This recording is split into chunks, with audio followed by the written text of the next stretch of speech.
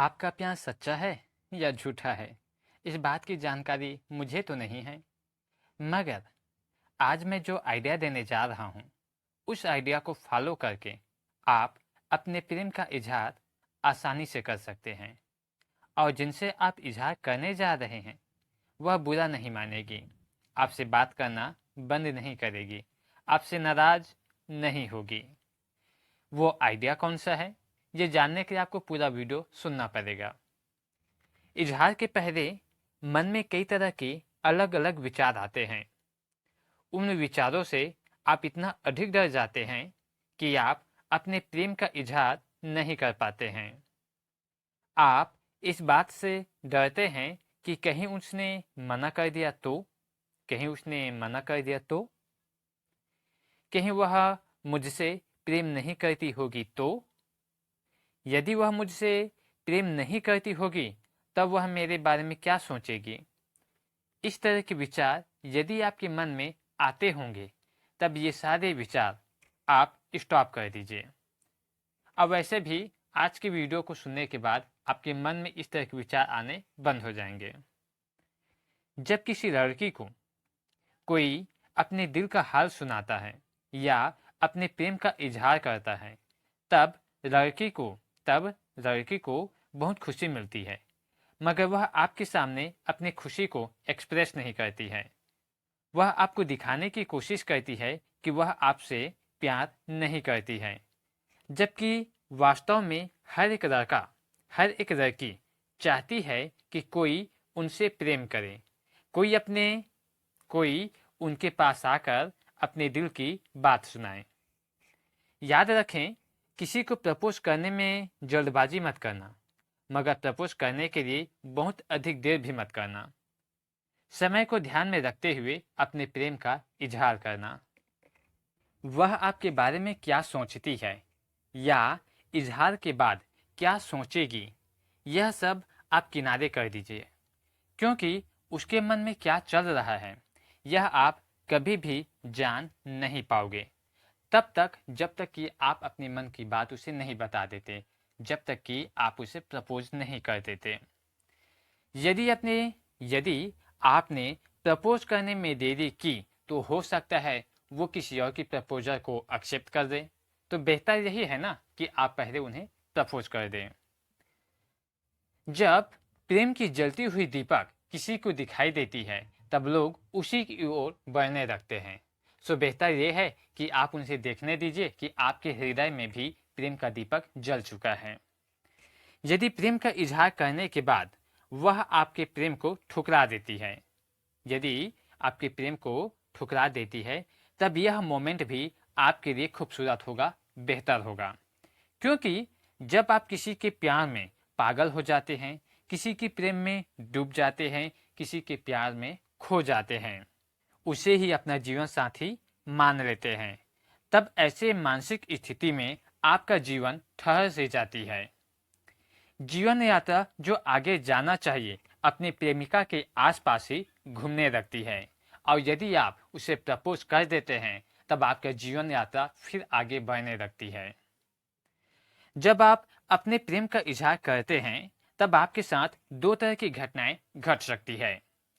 यदि लड़की आपके प्रेम प्रस्ताव को स्वीकार करती है, प्रपोजल को एक्सेप्ट कर देती है, तो आपको आपकी प्रेमिका मिल जाती है। और यदि आपके प्रेम ठुकरा दिया जाता है, तब आपके दिल और दिमाग से प्रेम की नशा उतर जाती है। इस तरह से दोनों ही घटनाएं आपके लिए शुभ होती हैं। अब और जब एग्जैक्टली आपको पता चल जाता है कि सामने वाला आपके प्रेम को स्वीकार नहीं कर रही है या फिर आपसे प्रेम नहीं करती है, तब आप किसी और को ट्राई करोगे या फिर अपने लक्ष्य की ओर बढ़ोगे। तो इसलिए बेहतर है कि आप उन्हें प्रपोज कर दें। देखिए, अपने प्रेमिका को जब आप अपने दिल की बात बताते हैं, यानी कि अपने प्रेम का इजहार करते हैं, तब आपके हाथों में गुलाब का फूल होना चाहिए, ऐसा कोई जरूरी नहीं होता है। आप अपनी सुविधा के अनुसार जिस ढंग से भी, जिस तरीके से भी अपने प्रेम का इजहार करना चाहते हैं, उस तरीके से आप अपने प्रेम का इजहार कर सकते हैं। किसी ठेले में पानी पूरी खाते समय अपने प्रेम का इजहार आप कर सकते हैं, या किसी कैफे में कंफर्टेबल बैठकर आप अपने दिल की बात बता सकते हैं। प्रेम की इजहार करने की कोई परफेक्ट तरीका नहीं होता, इसलिए आप अपने हिसाब से समय और स्थान का चयन कर सकते हैं। अब आप आगे सुनिए। जब कोई किसी से अपने प्रेम का इजहार करता है तो इजहार करने के दो तरीके हो सकते हैं। पहला तरीका कहेंगे इनडायरेक्ट और दूसरा तरीका को हम कहेंगे डायरेक्ट। तो अब ये डायरेक्ट और इनडायरेक्ट क्या है, तो सुनिए इनडायरेक्ट क्या है, क्योंकि मैं इनडायरेक्ट के बारे में बता रहा हूँ। अचानक से उनके पास जाकर उनसे अपने दिल की बात मत कहना, इसे हम कहेंगे इनडायरेक्ट। मैं जो बताने जा रहा हूँ उसमें आपका उनके साथ फ्रेंडशिप का रिश्ता होना जरूरी है।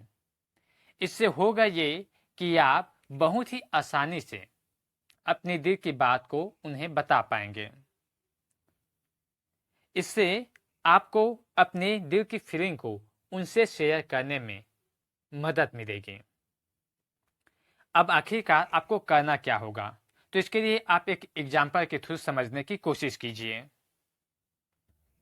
एक एग्जाम्पल से हम समझने की कोशिश करते हैं कि आपका नाम प्रकाश है और आप जिनसे प्रेम करते हैं उनका नाम दीपिका है।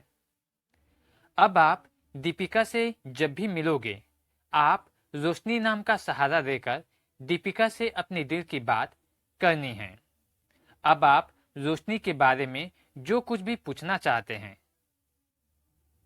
वो सभी प्रश्न आपको अपने रियल प्रेमिका यानी कि दीपिका से पूछना है, उनसे राय देनी है, ओपिनियन लेना है कि रोशनी को प्रपोज करने से वह बुरा तो नहीं मान जाएगी।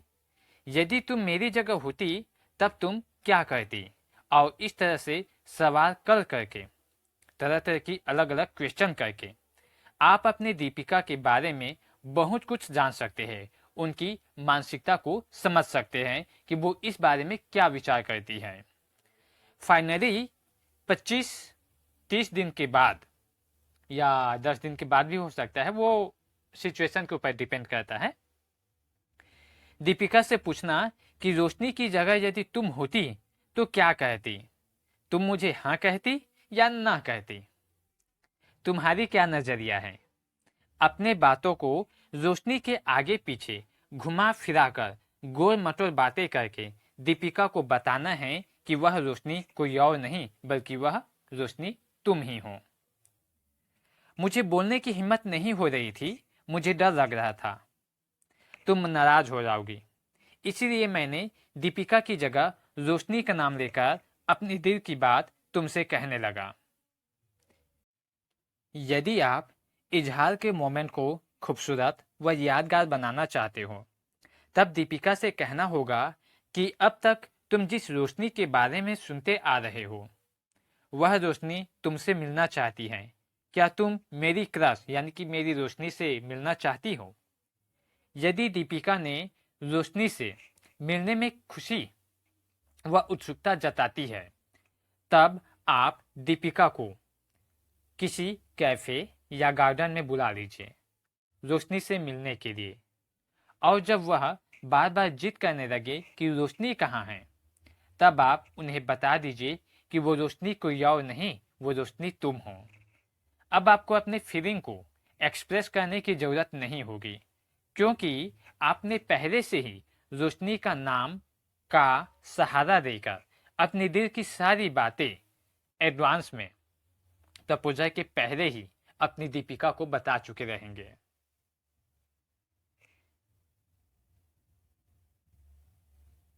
यानी कि दीपिका को आपके दिल की सारी बातें पहले से पता रहेगी, इसलिए वहां पर आपको कुछ बोलने की जरूरत नहीं होगी।